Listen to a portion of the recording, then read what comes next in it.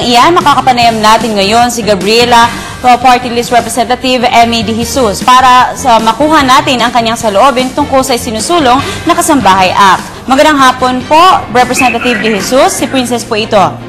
Ay, magandang hapon. Mabuti naman. At sa bahagi namin, tingin namin ito ay isang progresibong panukala, dahil hindi pa naman napipirmahan ni Pangulo.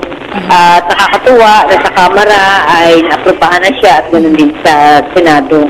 Okay po. Siguro ang may dadagdag lamang namin dito, yung kasi ito yung mga kasambahay natin sa loob ng ating bansa, na ang kalakhan din naman ng kumukuha ng kasambahay ay yung mga pamilyang middle class din at may kapasidad at marapat lamang na mabigyan ng proteksyon itong mga kasambahay natin ngayon.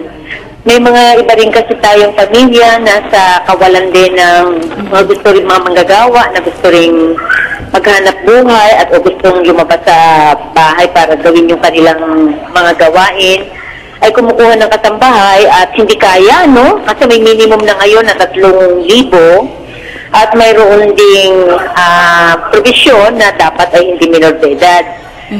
Palagay ko ito ay mga ideal na mga kalagayan, pero ang mahirap nga, yung mabibigyan ng sanksyon yung mga nagtutulungan na mahihirap na pamilya na kumukuha ng kasambahay pero hindi nila kaya yung ganung bayan. Okay, Congresswoman, may tanong po namin, ano po ang hinahanap pa ninyong yung maisasama sa mga probisyong ito?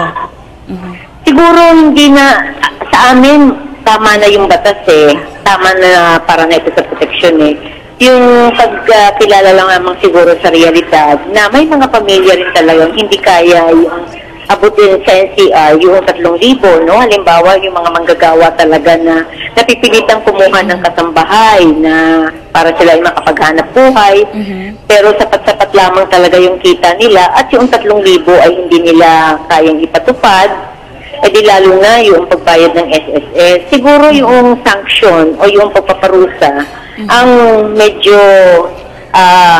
mabigat kung sila itong mga mahihirap na kumukuha pa ng kasambahay ang mapaparusahan. Okay. Sa tingin sa tingin po ninyo, dahil may cap ang pasweldo sa mga kasambahay, ano po ang magiging epekto nito sa employment landscape sa mga ganitong manggagawa?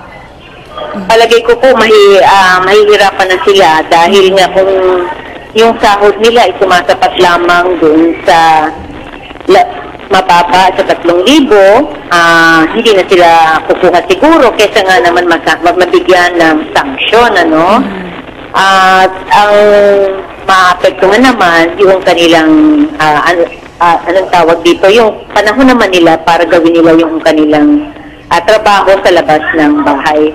Ang nakikita namin dito yung iba pang alternatibo naman para sa mga manggagawa katulad ng suporta, Suporta ng mga institusyon o employment sa pinagtatrabahuan nila kung ang problema ng mga pamilya ay pag-aalaga ng bata, Yung pagbubuo naman ng daycare sa mga employment venues nila at iba pa na pwede talagang matulungan para hindi rin ma-disrupt yung kanilang pagtatrabaho. Pero palagay namin ito ay isang progresibong hakbang para sa pagbibigay ng proteksyon sa kasalukuyang 2 bilyon nating mga kasambahay ngayon sa kasalukuyan. Okay, Congresswoman, may iba naman po tayo, panghuling katanungan lang po. Paano po mapapalakas ng bill ang protection ng kababaihan na bumubuo sa malaking bahagi ng kasambahay?